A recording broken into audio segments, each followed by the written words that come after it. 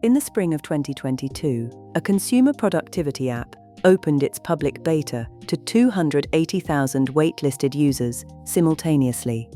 The engineering team had spent 6 weeks in preparation, reviewing documented limits, running load tests, and requesting quota increases on the services they expected to stress. Their staging environment had handled the projected traffic without a single limit-related failure. Their production account had been reviewed. They believed they were ready. 4 hours later, full service had been completely down for 1 hour and 23 minutes, had partially failed for 2 hours before that, and had operated correctly for only 17 minutes of the launch window. Every category of cloud limit the platform could produce had appeared in sequence because every category had already existed. The launch had not created any of them. It had found them, simultaneously, for the first time, under the one condition that had never previously applied: production stress across every system at once. This is the story of those 4 hours. At 10 a.m., the waitlist emails sent. Within 90 seconds, 40,000 users attempted to access the application simultaneously. For the first 4 minutes, everything was fine. At 4 minutes, the API gateway began returning 429 errors, too many requests to a significant portion of incoming traffic. The API gateway account in production was operating against its default request rate quota, a number set when the account was created. The staging environment where the team had conducted all load testing had a higher quota, requested months earlier during a previous debugging session and never replicated to the production account. The team had spent 6 weeks testing against a limit they did not actually have in the environment that mattered. This is a quota limit, a ceiling on how many requests an account can make per second, governed by a resource allocation system that operates entirely separately from the billing system. The production quota was real. The staging quota was higher. The test results from staging said nothing about behavior at the production ceiling, because the ceilings were different. The team submitted an emergency quota increase request to the correct support channel and, while waiting for it to process, implemented exponential backoff in the client application to reduce request pressure. At 11 minutes, a different failure appeared. The 429 responses from API Gateway were beginning to subside, but intermittent 503 errors were now surfacing on the application's data retrieval service, which ran against DynamoDB. The account-level DynamoDB quota was healthy. Provision throughput showed no exhaustion. The team spent 12 minutes checking the obvious metrics before locating the cause. The DynamoDB table used a user registration date as its partition key, and 40,000 users who had all joined the waitlist on the same day were querying the same partition simultaneously. Each partition in DynamoDB carries its own throughput ceiling, a constraint that does not appear in the service quotas console, documented in DynamoDB's technical architecture reference, but not surfaced in any monitoring the team had configured. This is a hidden limit, a constraint that operates below the level of account-level quotas, real and documented, invisible in all the places teams normally look for limits. The limit had been present since the table was designed. It had never been relevant at the concurrency levels of any previous test.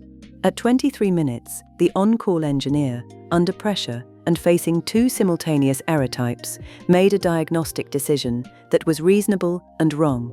The 503 errors from DynamoDB and the residual 429s from API Gateway both looked, in the monitoring dashboard, like server-side failures.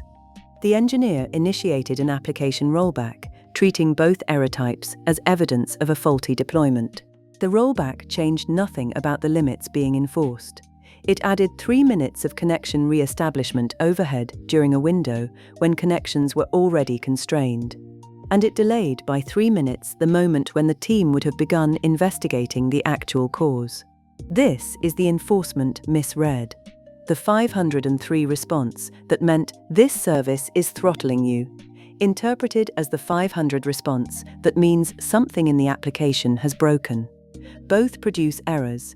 Both look the same on a dashboard. The correct response to each is opposite. acting on the wrong interpretation, extended the failure. At 37 minutes, with the rollback having changed nothing, the team launched additional application server instances to absorb the traffic. Each new instance, on startup, opened a pool of connections to the RDS database serving the application.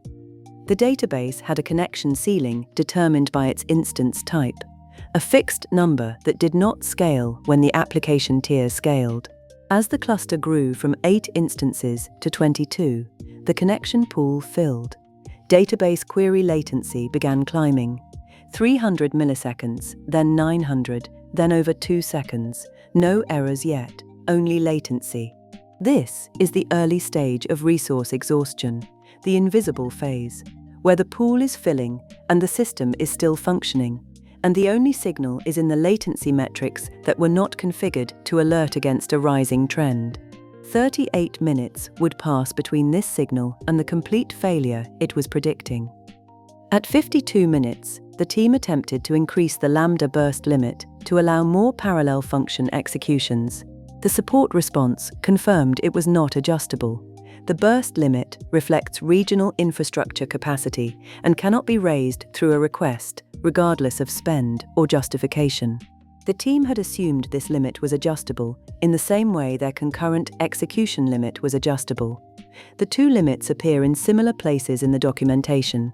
They are not the same category of constraint. One is a soft limit, adjustable, designed to be increased as usage grows. The other is a hard limit, absolute, protecting shared infrastructure beneath it, not movable by any customer action. At 1 hour and 15 minutes, the connection pool depleted. The last available RDS connection was claimed. Queued requests began timing out. The checkout service stopped processing entirely. At the same moment, the auto-scaling group launched 3 more application instances, each of which arrived at the empty pool and added more connection requests to a resource that had nothing left to give. On the monitoring dashboard, errors spiked from 3% to 100% in under 30 seconds. The failure appeared sudden. The latency graph, reviewed afterward, showed the depletion had been building for 38 minutes. While the recovery team worked, a separate engineer pulled the Lambda execution duration metrics for the previous 90 days. The functions had been averaging 9.1 seconds of execution time against their 10-second timeout ceiling, a margin of 900 milliseconds, down from 4 seconds 12 months earlier. The decline had been gradual. Data volumes processed per invocation had grown as customers added fields, and a dependency API had slowed in a minor update 7 months prior. The launch had not caused the proximity to the timeout ceiling. It had exposed a margin that had been shrinking continuously, silently, for the better part of a year. This is limit drift, the narrowing of headroom through organic growth, platform changes, and dependency evolution, invisible in absolute usage metrics, visible only as a trend in the ratio of consumption to ceiling. No single change had caused it. All of them together had nearly eliminated a margin that everyone had assumed was still adequate. Recovery required 4 actions, applied in sequence. The auto-scaling group maximum was capped below the RDS connection ceiling, preventing new instances from deepening the exhaustion. Then a rolling restart of application instances, groups of 2, not all at once, released held connections and allowed the pool to partially refill between restart groups. Restarting all instances simultaneously would have re-established all connections at once, redepleting the pool within seconds. Once connection pressure subsided, exponential backoff in the client layer addressed the residual rate-based quota responses still arriving from API gateway. An emergency partition key migration was committed for the DynamoDB table, not a same-day resolution, but a confirmed architectural change to distribute user data across multiple partitions rather than concentrating it under a date key that would produce the same failure at every future traffic event.